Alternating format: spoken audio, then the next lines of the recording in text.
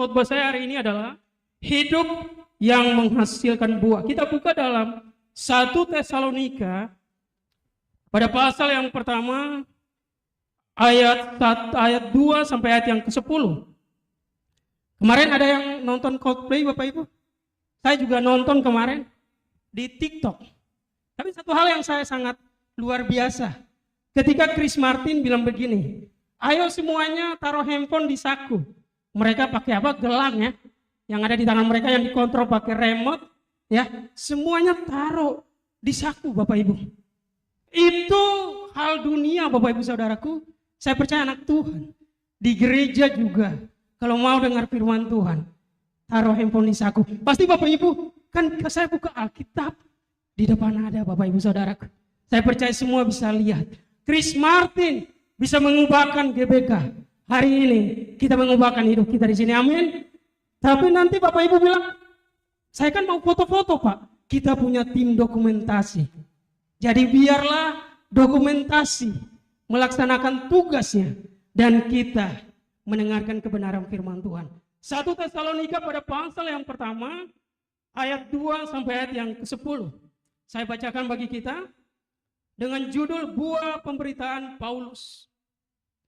Kami selalu mengucap syukur kepada Allah karena kamu semua dan menyebut kamu dalam doa kami.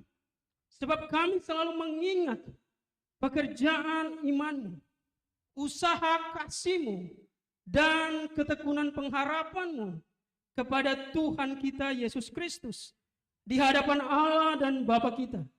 Dan kami tahu, hai saudara-saudara yang dikasihi Allah, bahwa Ia telah memilih kamu. Sebab Injil yang kami beritakan bukan disampaikan kepada kamu dengan kata-kata saja, tetapi dengan kekuatan oleh Roh Kudus dan dengan suatu kepastian yang kokoh. Memang kamu tahu bagaimana kami bekerja di antara kamu oleh karena kamu. Dan kamu telah menjadi penurut kami dan penurut Tuhan.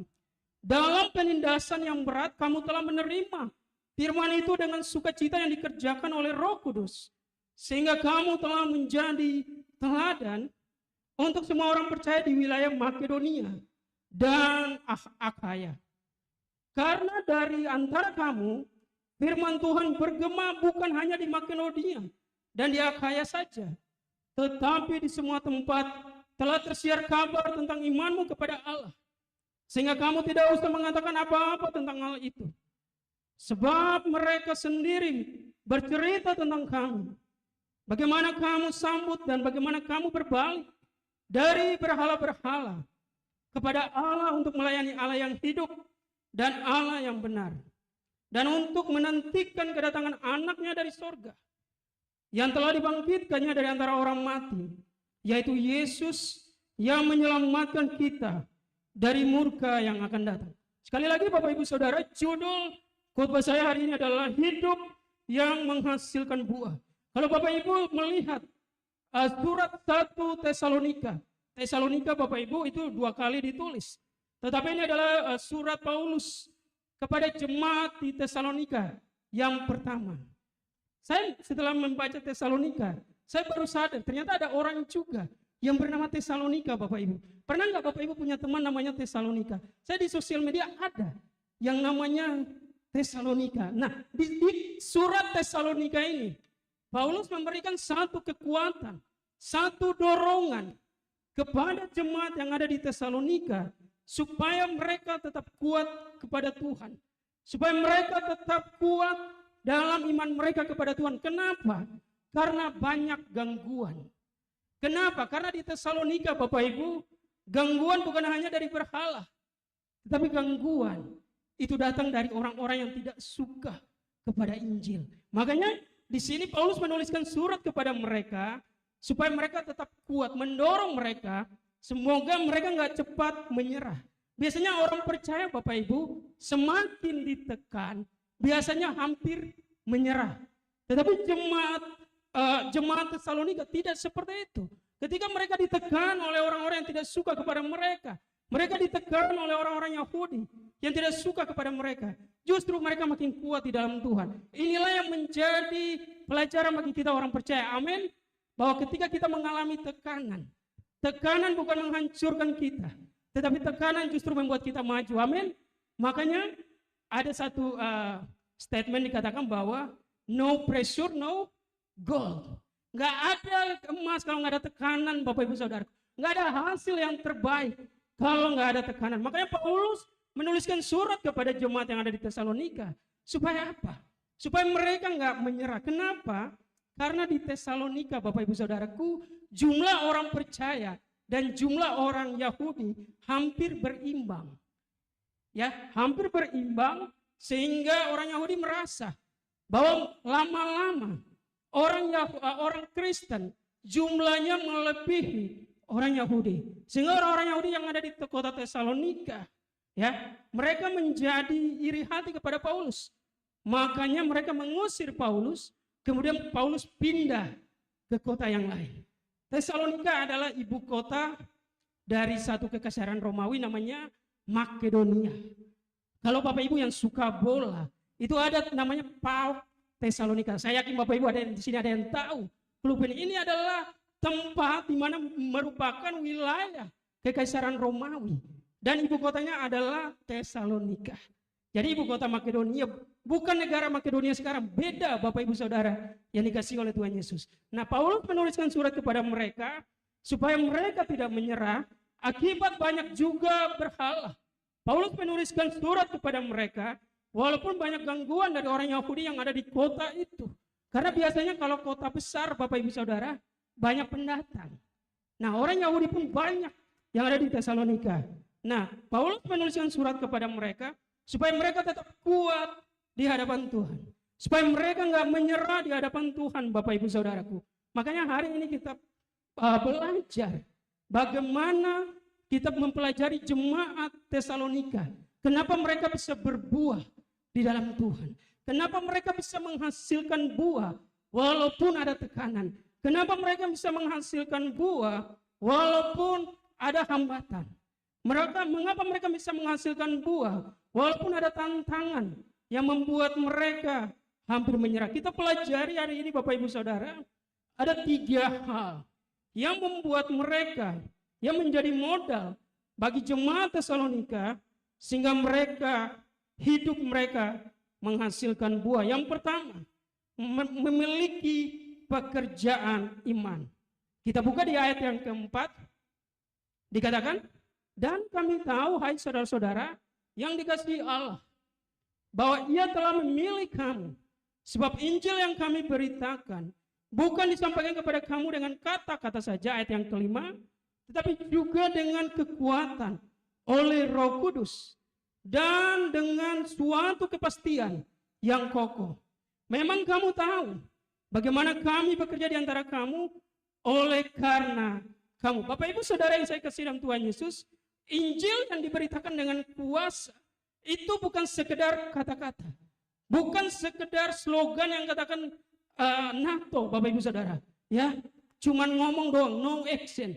Tolong, Injil yang diberitakan dengan kuasa harus kita menjadi pelaku-pelaku firman Tuhan. Makanya Paulus dan teman-temannya ketika melayani di Tesalonika, mereka bisa memenangkan banyak orang. Kenapa? Karena mereka pun menjadi pelaku firman. Karena mereka pun mengikuti apa yang firman Tuhan katakan. Pekerjaan iman yang mereka lakukan di Tesalonika, Bapak Ibu Saudaraku, bisa berhasil. Karena mereka bukan hanya sebagai pemberita, tetapi mereka juga sebagai teladan. Nah, ini yang susah, Bapak Ibu Saudaraku. Banyak orang mengatakan ikuti apa kata saya, tapi jangan ikuti apa yang saya lakukan. Enggak seperti itu, Bapak Ibu Saudaraku.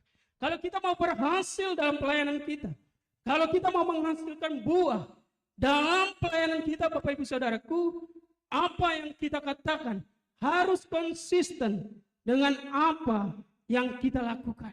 Kalau kita katakan seperti firman Tuhan katakan, untuk kita tetap hidup sesuai dengan kebenaran, kita mengajak orang lain untuk hidup sesuai dengan kebenaran, kitalah yang terlebih dahulu menjadi teladan.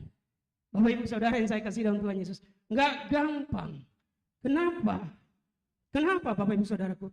Karena teladan inilah yang nomor 1, yang orang lihat. Makanya terkadang orang mengatakan begini, Kita memberitakan firman Tuhan lewat teladan diri kita. Ada sebuah cerita Bapak Ibu Saudara, saya beberapa hari lalu saya nonton di salah satu sosial media begini. Ketika ada seorang bapak telepon kepada istrinya. Istrinya lagi santai di rumah. Dia nggak mau terima telepon Bapak Ibu. Udah anaknya yang terima. Mau ngomong sama istrinya. Istrinya juga nggak, kamu mewakili mama aja. Kemudian si anak ini mengatakan begini, Bapak kalau nggak pulang 10 menit, saya tutup pintu. Nggak boleh masuk lagi. Kenapa? Anak ini mengikuti teladan dari mamanya. Tiap hari dia mendengar omongan mamanya kepada bokapnya. Omongan mamanya kepada bapaknya yang ketawa bisa pengalaman pribadi Bapak Ibu. Jadi anak ini katakan, kalau 10 menit Bapak nggak pulang, jangan harap bisa masuk ke dalam rumah. Bapak Ibu Saudara yang saya kasih dalam Tuhan Yesus, betapa hebatnya sebuah teladan, betapa hebatnya sebuah contoh yang harus kita lakukan supaya kita bisa memenangkan, supaya hidup kita bisa menghasilkan buah, sehingga banyak orang mendengar kebenaran firman Tuhan. Jemaat yang ada di Tesalonika, walaupun mereka dianiaya, tapi mereka nggak menyerah Bapak Ibu Saudara. Jemaat yang ada di Tesalonika, walaupun mereka ada dalam tekanan, tapi mereka tetap berjuang supaya hidup mereka tetap sesuai dengan kebenaran firman Tuhan. Makanya cara pertama supaya kita bisa menghasilkan buah adalah kita memiliki pekerjaan iman. Pekerjaan iman yang kita lakukan hari-hari ini, Bapak Ibu Saudaraku, saya melihat yang kita lakukan, gereja kita lakukan hari-hari ini banyak. Contohnya dalam ibadah kita. Saya melihat gereja kita, kalau kita mau refresh kembali 1 tahun belakangan, banyak perkembangan Bapak Ibu Saudaraku. Banyak, kalau mau saya katakan banyak juga kemajuan.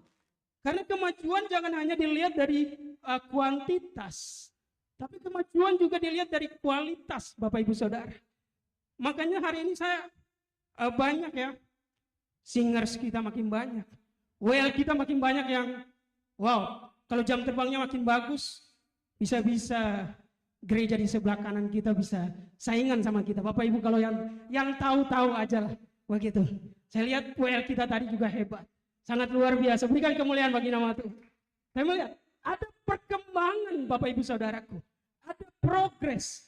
Yang tadinya masih malu-malu, yang tadinya belum ada progres yang bagus, belum ada perkembangan yang bagus. Makin hari, karena makin diberi kesempatan Bapak Ibu Saudaraku, makanya makin bagus, makanya makin luar biasa. Inilah pekerjaan iman yang kita lakukan. Memang gak gampang. Di tengah situasi gereja kita, di tengah kondisi gereja kita saat ini Bapak Ibu Saudara, kita latihan di gereja. Kita datang sebelum jam 3, ya kita latihan di gereja. Sepertinya waktunya agak cepat, tetapi inilah yang pekerjaan iman yang bisa kita lakukan. Supaya di tengah tekanan yang terjadi, kita mengalami kemajuan. Orang kalau nggak diberi tekanan Bapak Ibu Saudara, susah untuk maju. Makanya saya percaya, Bapak Ibu yang terlibat di Singers atau juga di WL, saya percaya tantangannya juga nggak gampang. Kami sebagai pengkhotbah juga punya tantangan masing-masing. Semua kita pemusik, semua yang terlibat dalam pelayanan punya pekerjaan iman yang kita lakukan, yaitu terlibat dalam pelayanan, punya tekanan yang gak gampang. Bahkan Bapak Ibu Saudara, orang-orang yang baru percaya kepada Tuhan Yesus, jangan pikir tantangannya gampang. Ya, jemaat di Tesalonika, tantangan mereka orang berhala, orang Yahudi. Tetapi saya beberapa waktu lalu, ada orang yang teman lama, ya, beliau kontak kepada saya, Pak, ada orang yang mau percaya kepada Yesus, tolong diarahkan. Bapak Ibu Saudara, orang ini sudah sangat lama kita nggak kontak, tetapi kemudian kontak kepada saya, dan saya katakan dalam hati saya, ini adalah satu pekerjaan iman yang luar biasa. Oke, dikenalkan, diberikan nomornya kepada saya, kemudian kita kontak. Bapak Ibu Saudara, ada satu kesaksian yang menarik. Saya arahkan bagaimana supaya dia percaya kepada Yesus. Karena waktu itu nggak bisa telepon, ada kesibukan, saya buat statement, saya buat pernyataan, saya mengaku Yesus sebagai Tuhan dan Juru Selamat. Dengan mulut saya mengaku, dengan hati saya percaya. Ketika dia katakan, dia selesai menyebutkannya, air matanya jatuh, Bapak Ibu Saudara. Dia merasakan satu sukacita. Dia merasakan satu damai yang gak pernah dia ketemukan dimanapun. Yang belum pernah dia rasakan seumur hidupnya, Bapak Ibu Saudaraku. Orang ini jauh dari Pulau Jawa. Ada di pulau yang lain, saya nggak sebut Bapak Ibu Saudaraku. Dan kemudian saya katakan begini, damai itulah yang membuat kita akan bersuka cita ketika kita mengalami aniaya. Makanya orang Kristen ketika dianiaya dia ketawa. Beda sama yang lain, Bapak Ibu Saudara. Jangan coba-coba. Jangan coba-coba sama yang lain. Orang percaya kalau dianiaya, dia senang, Bapak Ibu Saudaraku. Karena dia tahu Tuhannya pasti membela dia. Walaupun Tuhan gak membela dia, tetapi melewat aniaya, justru kekristenan makin maju, Bapak Ibu Saudaraku. Orang ini merasakan damai yang luar biasa. Kemudian saya katakan begini, justru damai itu yang membuat Bapak atau Ibu akan mampu mengampuni orang lain. Karena damai itu gak bisa dijelaskan oleh apapun, oleh definisi teori apapun, Bapak Ibu Saudara, nggak bisa dijelaskan. Hanya orang percaya yang bisa mengalami damai itu. Bapak Ibu Saudaraku, ternyata sukacita orang percaya bukan ditentukan oleh keadaan. Amin. Sukacita orang percaya bukan ditentukan oleh tekanan. Sukacita orang percaya karena Roh Kudus yang memberikan kekuatan. Amin. Berikan kemuliaan bagi nama Tuhan. Dan orang ini, Bapak Ibu Saudara, dia katakan, dia nggak sabar lagi untuk ketemu pendeta. Saya katakan begini, kalau di kota Bapak atau Ibu ada pendeta, silakan ketemu. Terus, enggak, nanti saya ketemu Bapak. Kemudian saya punya ide, saya promosi YouTube gereja kita, Bapak Ibu Saudara. Kemudian langsung di subscribe. Ya, ini agak sedikit marketing juga, Bapak Ibu ya, supaya ada subscriber di YouTube kita naik. Bapak Ibu yang belum subscribe boleh ya, di subscribe dulu YouTube gereja kita, supaya makin banyak yang menjadi berkat. Makin banyak yang merasakan berkat Tuhan. Bapak Ibu Saudara yang saya kasih dalam Tuhan Yesus, tujuan Tuhan memberikan kita damai. Tujuan Tuhan memberikan kita sukacita di tengah tekanan. Supaya kita nggak takut. Supaya kita nggak mengalami ketakutan. Makanya saya percaya kita semua yang di sini, banyak yang lulus, semua di sini adalah lulusan COVID ya. Semua di sini banyak, kita semua alumni COVID. Saya percaya waktu itu kita mengalami ketakutan sedikit. Tetapi kemudian Bapak Ibu Saudaraku, dengan berjalannya waktu, kita diberi kekuatan untuk menghadapi situasi tersebut. Makanya bagi orang percaya, yang punya damai yang Tuhan taruh dalam hatinya, yang gak bisa didefinisikan itu, membuat dia gak takut. Membuat dia bisa mengampuni orang lain. Makanya orang percaya, salah satu ciri orang percaya, pekerjaan iman orang percaya adalah mampu mengampuni. Kita pakai damai yang Tuhan berikan bagi kita. Roh Kudus yang sudah memberikan damai itu dalam hati kita, kita pakai untuk mengampuni orang yang menyakiti kita. Berat Bapak Ibu Saudaraku. Saya belajar dari sebuah kata-kata psikologi mengatakan begini, bahwa pengampunan bukan untuk kebaikan orang lain, tetapi justru pengampunan untuk kebaikan diri kita. Pengampunan justru menyembuhkan diri kita. Tahukah Bapak Ibu, 70% penyakit ada. Kenapa? Karena nggak bisa mengampuni, Bapak Ibu Saudaraku. Bukan berarti Bapak Ibu bebas makan minum yang lain, bukan itu Bapak Ibu Saudaraku. Tetapi orang yang nggak bisa mengampuni, kemungkinan 70% dia bisa mengalami kanker, kista. Dia bisa mengalami penyakit yang membuat dia benar-benar menderita, Bapak Ibu Saudaraku. Tetapi kalau kita bisa mengampuni, makanya saya katakan begini, kalau kita masih bisa bicara, ayo mengampuni Bapak Ibu Saudara. Jangan sampai kita udah di ICU ya, kita udah nggak bisa ngomong, harus ditulis. Saya mengampuni suami saya mengampuni istri saya mengampuni sepupu saya. Ya, harus ditulis, kita baca dalam hati. Orang juga nggak paham apakah kita bisa mengampuninya. Bapak Ibu Saudara yang saya kasih dalam Tuhan Yesus, selagi masih ada waktu, mari pekerjaan iman yang kita lakukan, karena Roh Kudus sudah ada dalam diri kita, sukacita itu sudah ada di kita, damai itu sudah ada di kita, pakai untuk mengampuni. Karena mengampuni bukan untuk kebaikan orang lain, tapi justru pengampunan untuk kebaikan kita. Pengampunan untuk kesehatan kita. Makanya kalau orang sakit, Bapak Ibu Saudara, jangan langsung ke dokter. Orang sakit jangan langsung, jangan langsung ke dokter. Jangan mudah divonis sakit karena kondisi, sakit karena psikis, sakit karena kerohanian. Bapak Ibu Saudara yang saya kasih dalam Tuhan Yesus, orang yang bisa mengampuni berarti dia telah memiliki pekerjaan iman dalam diri. Saya percaya jemaat HGC Jakarta hari ini, mumpung sebentar lagi Natal, Bapak Ibu Saudaraku, ayo jangan sampai Natal baru kita mengampuni ya. Karena ada statement orang percaya yang hebat, nanti Natal baru kita mengampuni. Bapak Ibu percaya diri sekali, memang sampai Natal. Ya kan kita nggak tahu Bapak Ibu Saudara yang dikasih oleh Tuhan Yesus. Makanya mumpung ada kesempatan, ada waktu, siapapun yang menyakiti kita, ayo bereskan, ayo ampuni. Karena itulah pekerjaan iman yang Tuhan berikan bagi kita. Karena ada Roh Kudus, damai itu dalam hati kita yang nggak bisa didefinisikan, yang nggak bisa dijelaskan. Jadi yang pertama, hidup yang menghasilkan buah, yaitu pertama, apabila kita memiliki pekerjaan iman. Yang kedua, bagaimana supaya hidup kita menghasilkan buah, Bapak Ibu Saudara? Dikatakan yang kedua adalah memiliki usaha kasih. Kita buka dalam 1 Tesalonika pada pasal yang pertama, ayat yang ke-9.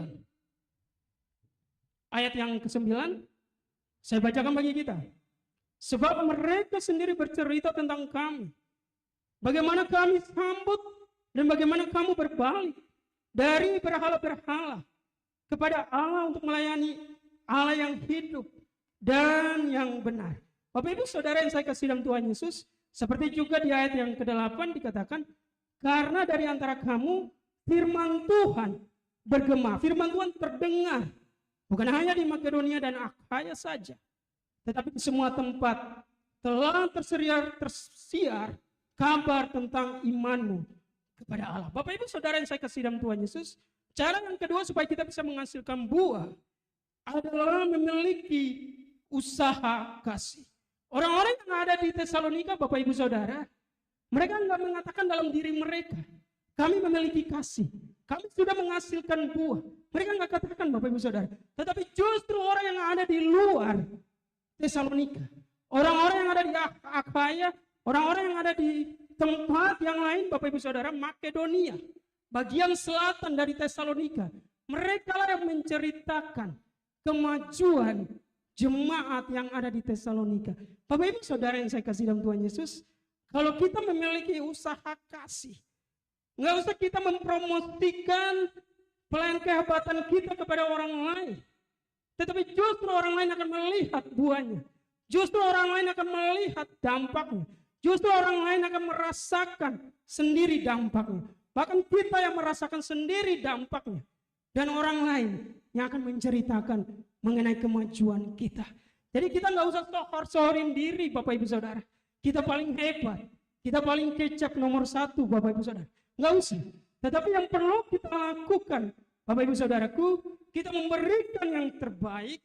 Kita memberikan yang luar biasa. Kita memberikan yang sangat bagus, biarlah orang lain yang melihat hal itu, kemudian mereka lah yang bantu menceritakan kepada orang lain.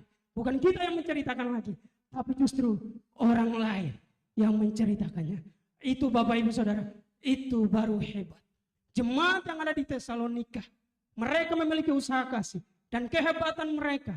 Orang lain yang justru menceritakan kelebihan mereka kepada jemaat yang ada di kota lain. Pertanyaan bagi kita hari ini, Bapak Ibu Saudara, apa yang menjadi kebanggaan kita? Supaya ketika orang lain melihat, ketika orang lain merasakannya, mereka bisa menceritakan itu kepada orang lain. Biasanya manusia, Bapak Ibu Saudara, biasanya secara psikologis, orang hanya menceritakan ketidakbaikan orang lain. Orang hanya menceritakan kekurangan orang lain. Makanya kalau jadi pendeta nggak gampang, Bapak Ibu Saudara. Ya, nggak gampang. Kenapa Bapak Ibu Saudaraku? Pendeta kalau khotbah kebanyakan juga salah Bapak Ibu Saudara. Pendeta kalau terlalu gemuk salah juga. Kurus kayak langsing seperti saya juga salah juga Bapak Ibu Saudara. Makanya pendeta harus punya prinsip. Gak ada yang benar di hadapan jemaat. Itu udah paling pas Bapak Ibu Saudara. Itu udah paling luar biasa. Pendeta 1000 kali buat benar, 1 kali salah. Viral di TikTok Bapak Ibu Saudaraku. Jadi 1000 kebaikan gak ada gunanya. Beratus kebaikan itu gak ada gunanya dibanding 1 kesalahan. Sebaiknya kita rubah Bapak Ibu Saudara. Kan lebih banyak kebaikan orang. Kita menceritakan kebaikan orang. Kita menceritakan kelebihan orang. Jangan sampai kita terjerumus. Padahal kita menceritakan kejelekan orang lain. Makanya Bapak Ibu yang suka gosip. Di sini ada yang suka gosip Bapak Ibu? Adalah ya. Atau kalau nggak ada di luar sana. Itu salah satu modal yang bagus untuk menceritakan Yesus. Kenapa? Tinggal konten gosipnya dirubah. Dulu kita ngomong orang lain, sekarang kita ngomong Yesus. Ayo Bapak Ibu berani ngomong kekurangan Yesus? Nggak berani. Bapak Ibu akan cerita kepada orang, begitu baiknya Tuhan. Begitu hebatnya Tuhan. Dia memberkati saya. Dia membuat saya sampai hari ini. Sampai saya luar biasa. Orang lain kita jadi berkat bagi orang lain Bapak Ibu Saudara. Itu namanya gosip rohani. Gosip yang gak ada dosanya Bapak Ibu Saudara. Makanya kalau Bapak Ibu yang suka gosip ya, ayo kita rubah konten gosipnya. Kita rubah isi gosipnya. Mengenai hal-hal yang memberkati. Mengenai bagaimana perjuangan kita sampai sejauh ini. Sehingga kita bisa kembali kepada Tuhan. Kita menceritakan bagaimana pengalaman rohani kita. Sehingga kita bisa Bapak Ibu Saudara berdiri tegak sampai hari ini. Saya percaya hal-hal itu yang justru menjadi berkat bagi banyak orang. Maka mari kita memiliki usaha kasih. Jemaat yang ada di Tesalonika. Karena saking tekanan yang mereka alami. Saking banyak hambatan yang mereka alami Bapak Ibu Saudara. Mereka nggak punya kesempatan untuk bergosip ria mengenai kekurangan orang lain. Justru mereka diberi kesempatan. Karena dalam tekanan, dalam hambatan, dalam tantangan yang gak gampang. Mereka belajar melihat berkat Tuhan di tengah tekanan.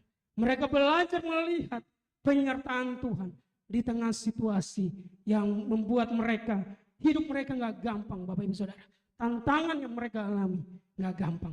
Makanya orang Kristen kalau mau maju, jangan dibiarkan nyaman. Dibuat tekanan, karena semakin ditekan, semakin merambat. Semakin dihambat, semakin merambat Bapak Ibu Saudara. Semakin ditekan, semakin menekan kemana-mana. Bapak Ibu ingat baik, jemaat mula-mula mereka ada di Yerusalem. Mereka nyaman di kota besar Bapak Ibu Saudara. Tapi ketika datang tekanan, apa yang mereka alami? Mereka lari ke tempat yang lain. Mereka mengungsi ke tempat yang lain. Dan apa yang terjadi? Dalam pelarian mereka, mereka memberitakan Injil. Sehingga banyak kota dimenangkan untuk Tuhan. Banyak jiwa datang kepada Tuhan. Kenapa?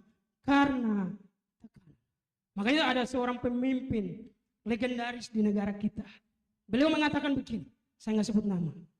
Orang Kristen kalau mau maju, jangan ditekan. Tapi kalau mereka nggak mau maju, kita buat mereka supaya mereka nggak maju. Nggak usah tekan, kasih nyaman, kasih zona nyaman. Nanti mereka berantem sendiri. Benar Bapak Ibu Saudara. Kalau orang percaya zona nyaman, beda tafsir sedikit, ributnya satu Indonesia Bapak Ibu Saudaraku. Beda sedikit pandangan, ributnya di mana-mana, di setiap sosial media ribut. Kenapa? Karena nyaman Bapak Ibu Saudaraku. Coba kalau dalam tekanan, nggak ada waktu lagi untuk kita seperti itu. Nggak ada waktu lagi untuk kita bisa saling menyerang, untuk kita bisa saling menyerang satu dengan yang lain Bapak Ibu Saudara.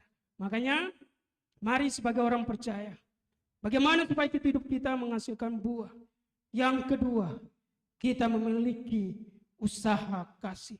Jemaat di Tesalonika, usaha kasih mereka. Mereka benar-benar meninggalkan penyembahan berhala mereka. 180 derajat mereka tinggalkan Bapak Ibu Saudara. Mereka berbalik kepada Tuhan. Mereka datang kepada Tuhan. Dan bukan hanya mereka datang. Mereka aktif melakukan pekerjaan Tuhan. Jadi yang kedua, bagaimana supaya hidup kita hasilkan buah. Bagaimana supaya kita orang percaya. Bukan hanya orang percaya yang biasa. Tetapi orang percaya yang menghasilkan buah. Yang kedua, cara yang kedua, apabila kita memiliki usaha kasih. Dan yang ketiga, yang terakhir Bapak Ibu Saudaraku, yang terakhir dikatakan, bagaimana supaya kita bisa menghasilkan buah. Bagaimana supaya hidup kita menghasilkan buah. Kita buka di ayat yang ke-10, 1 Tesalonika pada pasal yang pertama, ayat yang ke-10.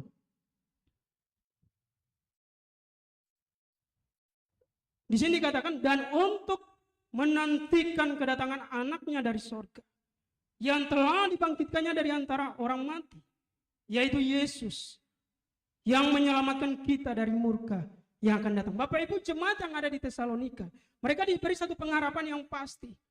Walaupun kita dalam tantangan, walaupun kita dalam tekanan, tetapi ingat baik, kita punya Tuhan yang dahsyat, yang selalu menolong kita. Mungkin di dunia kita mengalami aniaya, tetapi nanti di sorga kita mendapatkan kehidupan yang kekal. Orang di Tesalonika mereka memiliki ketekunan pengharapan. Walaupun mereka yakin Bapak Ibu Saudara, mereka yakin bahwa apapun tekanan yang terjadi, apapun hambatan yang terjadi, mereka pasti mengalami kemajuan. Kenapa? Seperti yang saya sebutkan sebelumnya, bahwa orang percaya ketika dihambat, mereka akan merambat. Ketika ditekan, mereka akan menekan segala arah. Orang-orang yang ada di Tesalonika, mereka memiliki ketekunan pengharapan. Sehingga apa Bapak Ibu Saudaraku? Sehingga hidup mereka walaupun di tengah tekanan, mereka menghasilkan buah. Iman mereka nggak luntur Bapak Ibu Saudara. Mereka nggak pernah berhenti untuk mengikuti Tuhan. Mereka nggak pernah berhenti untuk menyerah kepada Tuhan. Makanya untuk sebagai orang percaya, supaya kita bisa mengalami kemajuan dalam pelayanan kita, Bapak Ibu Saudara, kita harus memiliki ketekunan pengharapan. Mungkin hari ini kita nggak maju. Mungkin hari ini kita belum maju. Bukan nggak maju Bapak Ibu. Ralat omongannya ya. Hari ini kita belum mengalami kemajuan. Tapi mungkin besok, bisa lusa, bisa hari ke depan, 2 bulan ke depan, 3 bulan ke depan, kita bisa mengalami namanya kemajuan.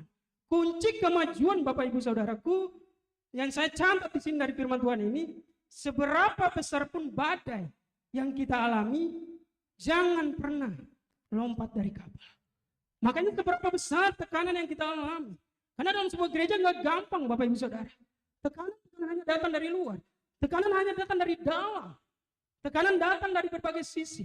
Tetapi apapun badai itu, badai tantangan itu, dari segala sisi, jangan pernah lompat dari kapal.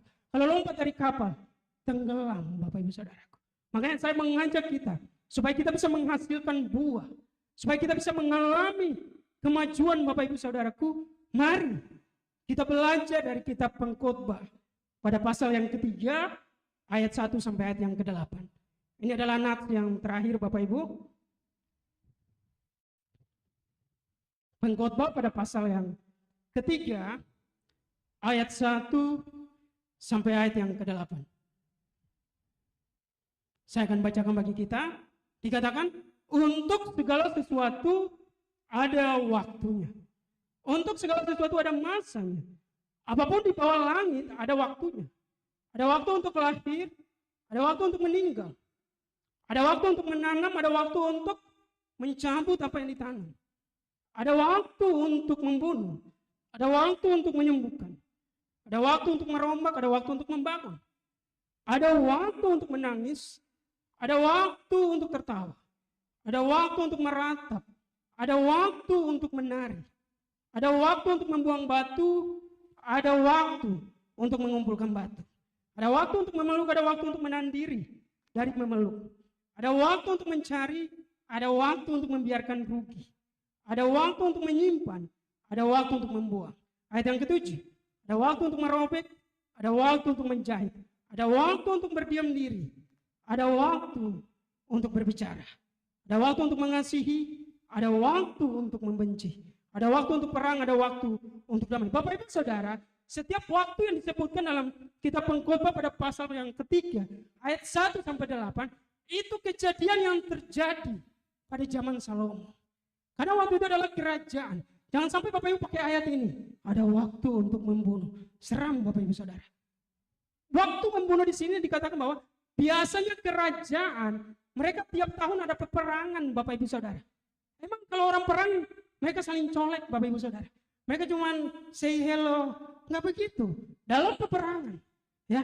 Kalau kita nggak bertindak, kitanya yang selesai Bapak Ibu Saudaraku.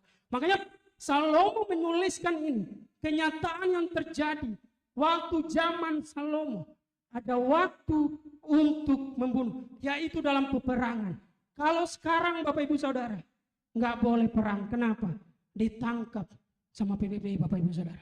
Walaupun ya damai semakin digaungkan, tapi perang juga semakin ramai Bapak Ibu Saudara. Kita melihat peperangan di mana-mana ada hari ini. Tetapi ini yang dikatakan oleh Salomo. Di ayat yang ke-8, yang menarik ayat yang ke-7 bagian yang terakhir, ada waktu untuk berdiam diri, ada waktu untuk berbicara. Bapak Ibu Saudara, semua waktu yang disampaikan oleh kitab Salomo, oleh pengkhotbah, yang dituliskan oleh Salomo, supaya kita bisa menggunakan waktu kita dengan baik. Kita menggunakan waktu kita, tapi coret yang membunuh Bapak Ibu Saudara. Enggak boleh.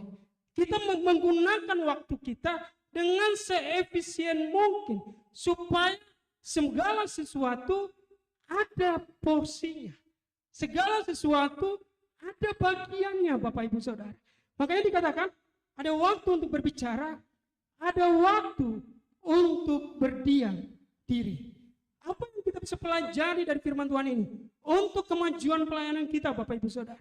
Saya percaya dalam sebuah pelayanan kita menemukan berbagai jenis karakter orang.